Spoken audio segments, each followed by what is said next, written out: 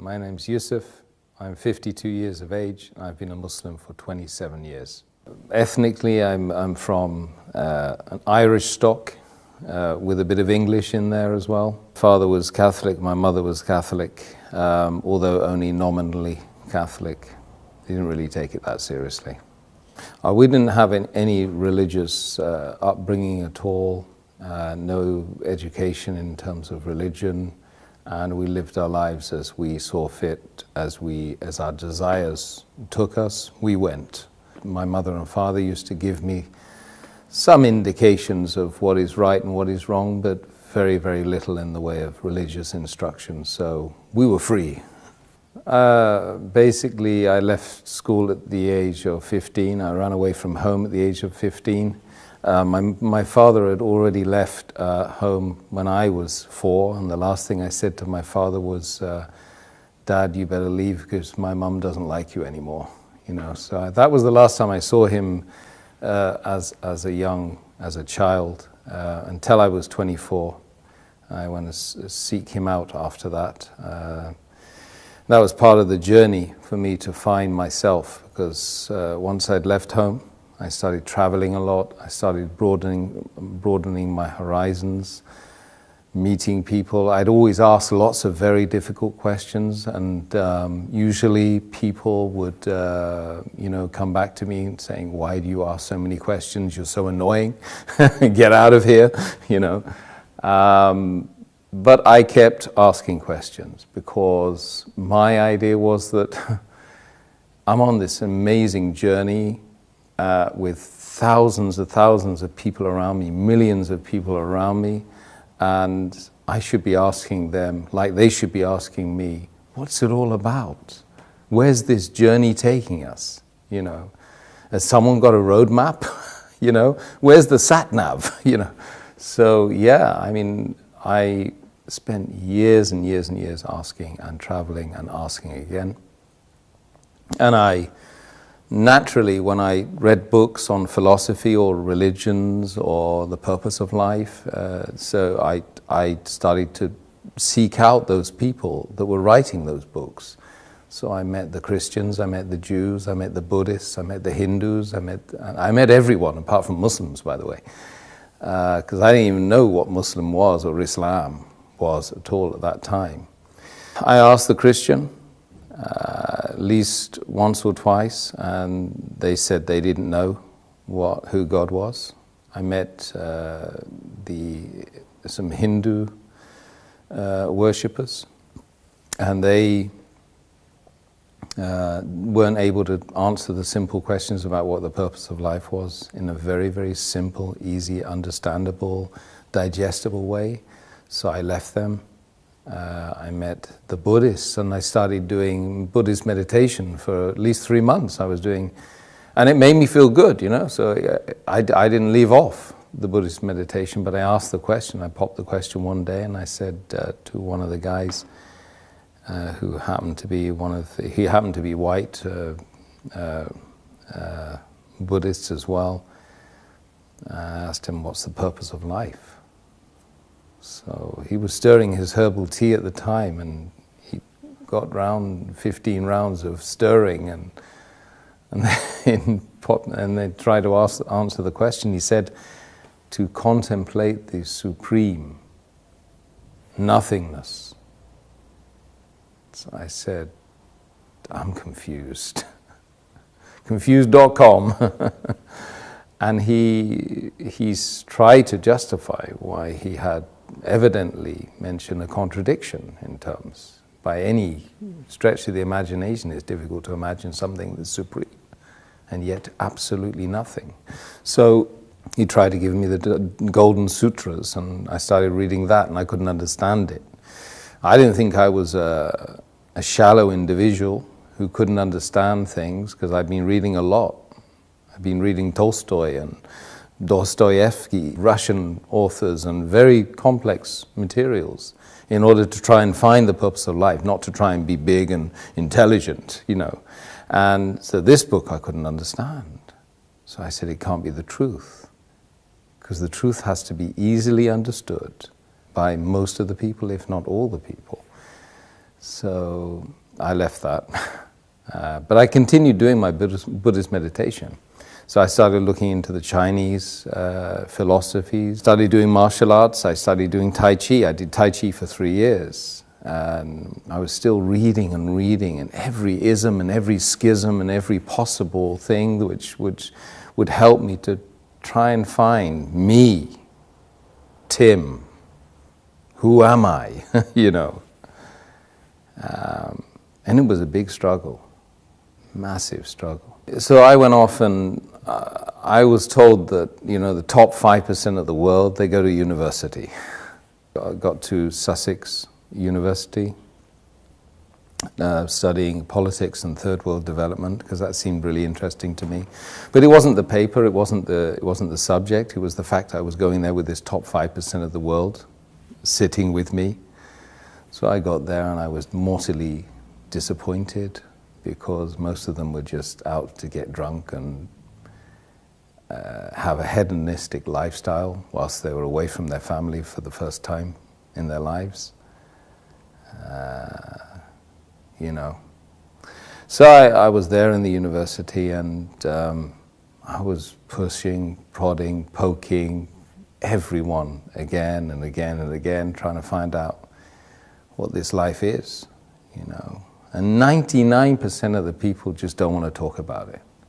This is what I found. You've got to find the 1%. And when you find the 1%, you don't want to leave them, you know. One day, I had a particular female friend that was told me not to bother calling her the day after, you know.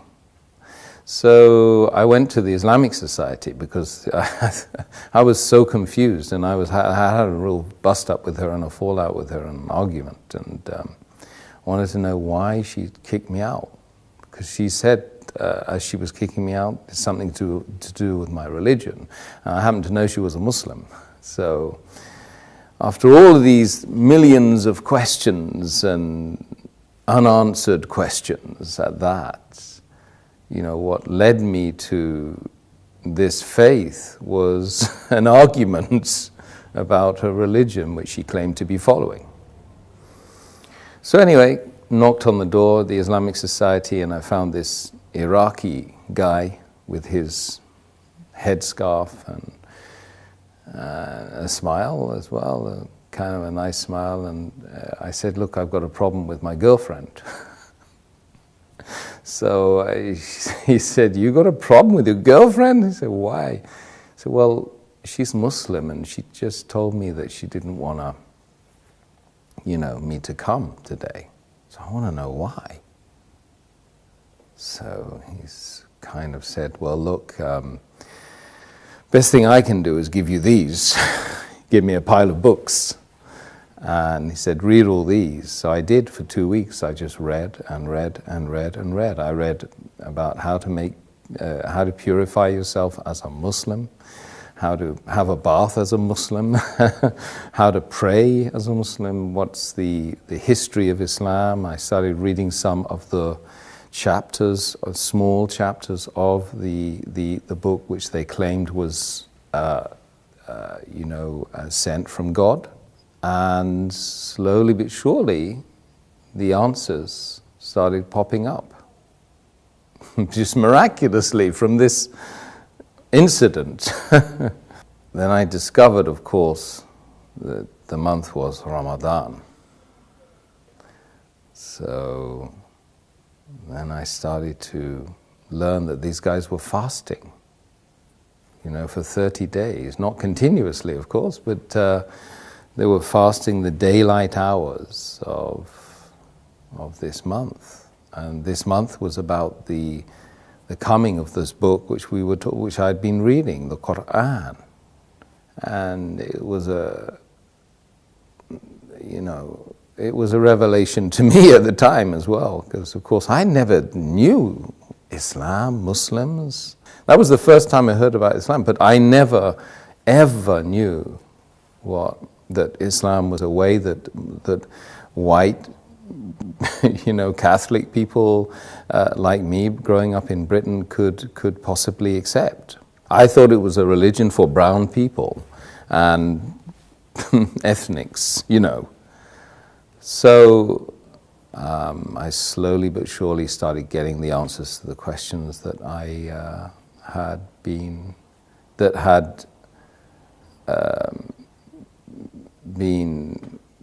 dominant in my life, for that 10 years. And I couldn't sleep. Days and nights would go by where I couldn't sleep.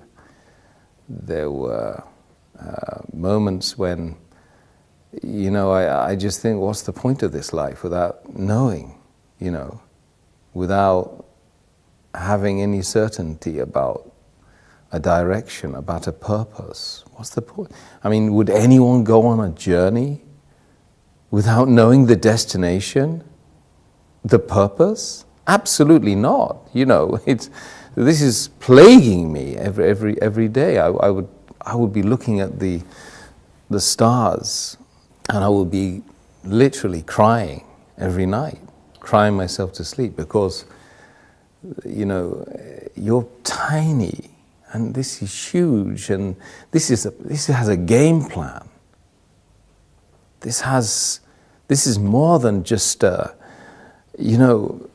mere coincidence, a mere happening, something that's just happened out of nothing. This is by design. And you have to find the purpose. So you come across this book which answers all of the questions. You don't like what you read. Some of it you don't like. But it's kind of good for you, right? You realize it's good for you. And it was probably the third week of Ramadan then. I was reading that, and I was watching these guys. They were fasting and they were praying in that place 5 times a day in that center. And I would join them and I would be doing the prayers with them, but I couldn't really know what was going on, but it felt right. And one day I woke up and I said, look, I'm going to fast today, because the fasting is the thing that really seemed to be very attractive, and it was a challenge for me, and I thought it might help me in the journey. So I prayed, I started fasting that day, and it was like somebody had removed the blindfold, they'd unlocked the door, they'd removed the earmuffs, and I was able to think clearly. And just that moment, on that day, on that time, was the moment when I found Islam. Because, when you're fasting sincerely to find the one that created everyone here and everyone out there and everyone that's going to be created later on, after we go and we leave this planet and leave this journey, is the ultimate sacrifice when you give off your food and give away the luxuries that you have and the water, and you do it sincerely, seeking the face of the one that created you, is the moment when you found yourself, So that was that day.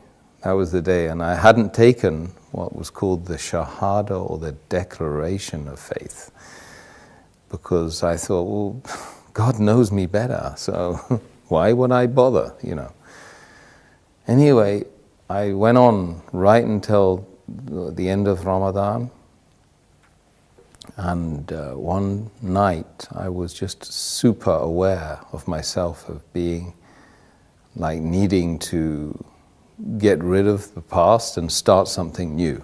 It just felt like that.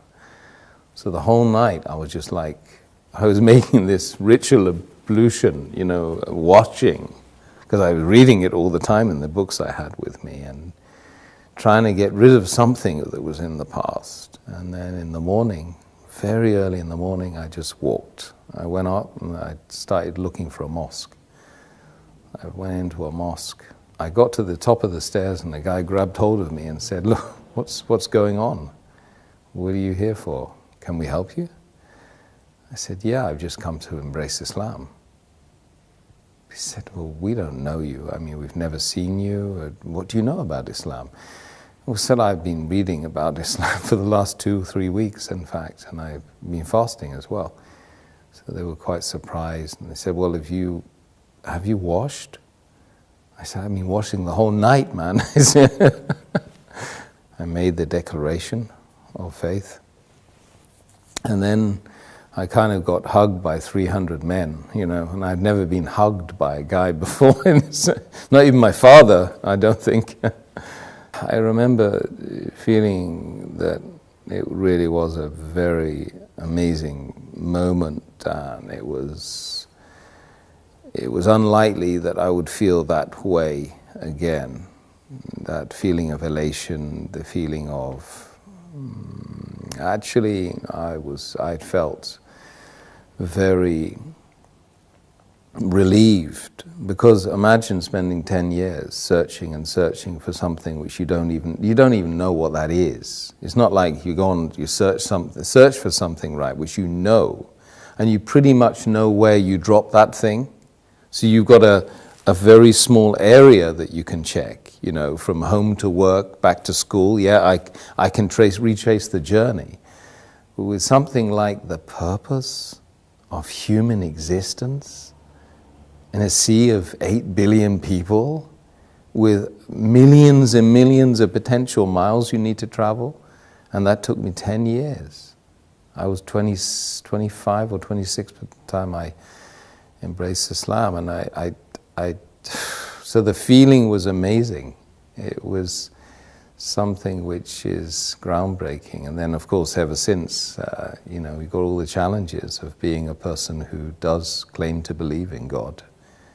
So I didn't really have any concerns about, taking that plunge and becoming a Muslim, because I was doing it sincerely to try, and if I didn't do it, what was I going to do instead? I was destined to fail, to literally become an alcoholic, or to be a person that would just live their life as a hermit. Literally, that's the way I was thinking at the time before I embraced Islam. So I didn't really have any hang-ups about accepting something that was going to really, truly speaking, help me here. It doesn't matter, the external didn't matter to me. At that point, I would do anything to find the truth.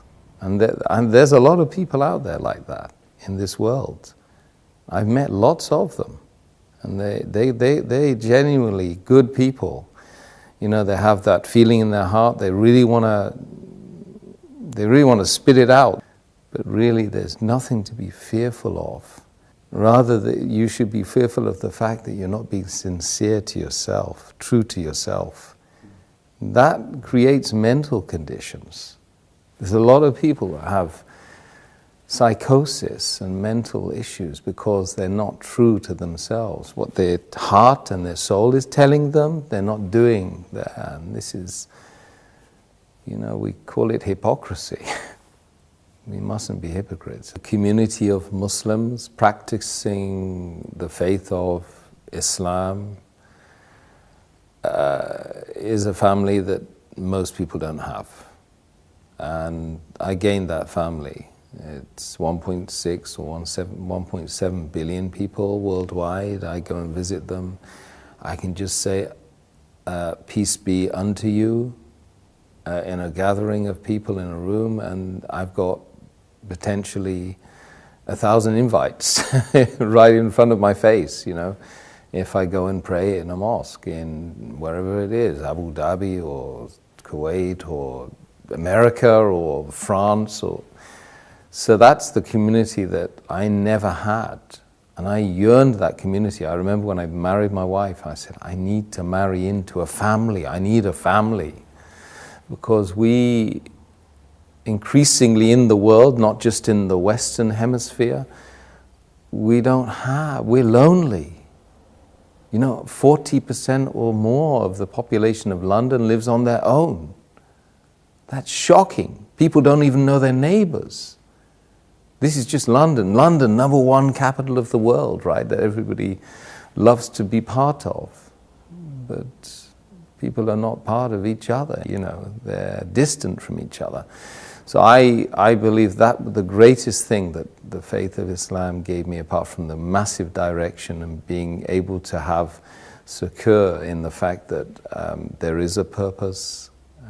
I don't need to go out to the pub and get drunk anymore. If I want to get drunk, I just pray. If I want to find direction, I've got the sat-nav. I've got the map. If I want to know anything about the faith, I rest assured I can go to someone who knows about the faith and they will give me direction as well. And I have that massive, beautiful, unending family. And if you find the right members of that family, then you feel great. Let's just be brutally frank.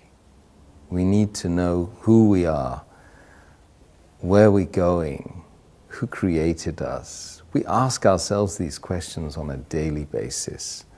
Even if we don't vocalize it, we certainly think it.